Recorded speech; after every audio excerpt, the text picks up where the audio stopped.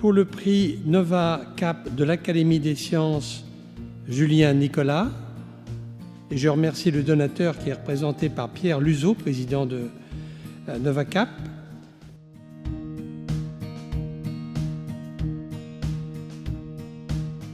Donc bonjour, je m'appelle Julien Nicolas, je suis directeur de recherche au CNRS, à l'Institut Galien Paris-Sud, qui se situe sur le campus de la faculté de pharmacie de Châtenay-Malabry. Et ça fait maintenant un peu plus de 12 ans que je travaille dans l'équipe nanomédicaments pour le traitement des maladies graves.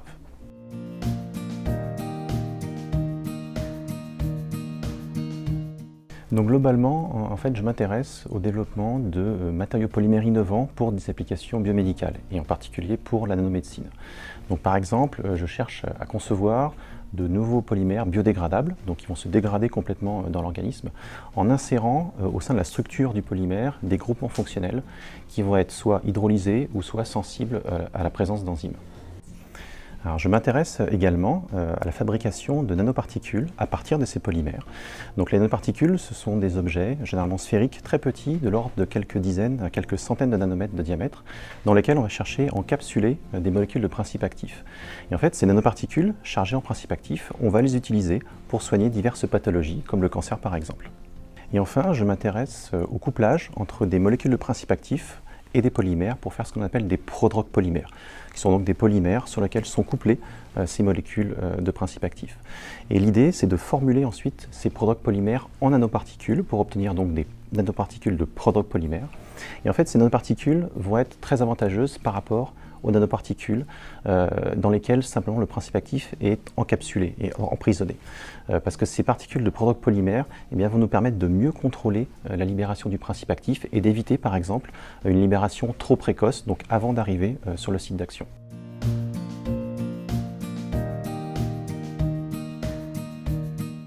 Alors en fait, les enjeux liés à la nanomédecine sont finalement assez simples à comprendre, puisqu'on va chercher, à l'aide de ces nanoparticules, à concevoir des traitements qui sont à la fois plus efficaces, mais également moins toxiques pour le patient, avec moins d'effets secondaires. Par exemple, en cherchant à accumuler plus spécifiquement ces nanoparticules au sein des tissus malades, au sein d'une tumeur par exemple, et en évitant à ce qu'elles s'accumulent au niveau des tissus qui ne sont pas touchés par la maladie. Alors un autre enjeu aussi lié à la nanomédecine va concerner la mise au point de systèmes nanoparticulaires qui vont être capables d'effectuer un diagnostic plus précis et plus précoce en fait, de la maladie, ce qui permettra de prendre en charge le patient beaucoup plus tôt et donc d'augmenter ses chances de survie. Et donc l'idée c'est de conférer aux nanoparticules des propriétés d'imagerie par exemple.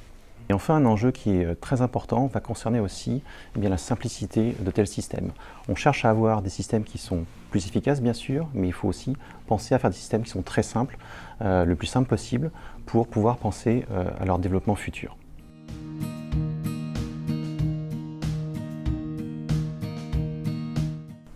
Je m'appelle Johanna Tran, je suis doctorante à l'Institut Galien sur le projet ANR Nano Cardio-Europe et je travaille sur la synthèse de polymères vinyliques dégradables. Donc, les polymères vinyliques sont énormément utilisés dans notre vie de tous les jours, que ce soit sous forme d'emballage, de peinture, de revêtement. Donc on imagine un peu moins les polymères vinyliques dans le cadre d'applications biomédicales. Mais pourtant, ils sont très intéressants puisque c'est relativement facile d'obtenir des structures très sophistiquées et hautement fonctionnalisées. Et ce n'est pas forcément le cas des polymères dégradables traditionnels. Le problème des polymères vinyliques, c'est qu'ils ne sont pas dégradables parce qu'ils présentent un squelette carboné, donc un enchaînement de liaisons carbone-carbone, qui est extrêmement difficile à casser. Et donc les rendre dégradables constituent un véritable défi technique.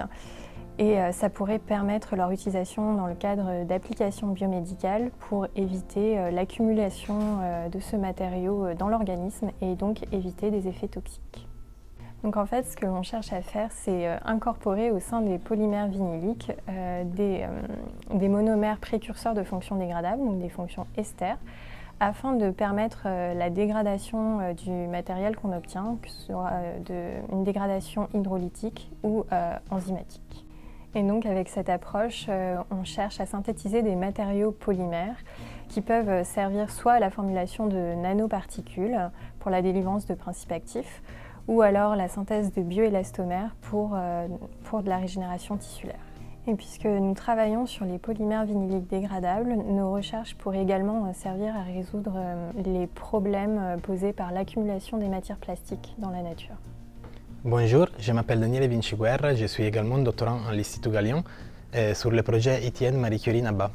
Ce qui me concerne, je cherche à coupler des principes actifs anticancéreux à des polymères pour former ce qu'on appelle des prodrugs polymères et ensuite les formuler sous la forme de nanoparticules. L'avantage de cette approche, c'est qu'on va pouvoir prévenir une dégradation précoce du médicament, on va augmenter la quantité de principes actifs dans la particule et on va aussi pouvoir éviter une libération trop rapide du médicament. La méthode que j'utilise consiste à faire croître une petite chaîne de polymères à partir d'un médicament anticancéreux pour avoir ensuite ce médicament à l'extrémité de chaque chaîne de polymères. Et ensuite, nous obtenons des nanoparticules par des méthodes de formulation classiques comme la nanoprécipitation. Ce qu'on cherche aussi à faire, c'est de coupler une deuxième molécule de principe actif à l'autre extrémité du polymère pour obtenir ce qu'on appelle des polymères doublement fonctionnalisés, qui peuvent être utilisés en polythérapie, qui c'est la délivrance de plusieurs principes actifs pour soigner plus efficacement une maladie. En ce moment, nous étudions plusieurs combinaisons qui sont pertinentes d'un point de vue clinique. Ce qu'on essaie de faire aussi, c'est d'améliorer la délivrance pour maximiser les effets thérapeutiques.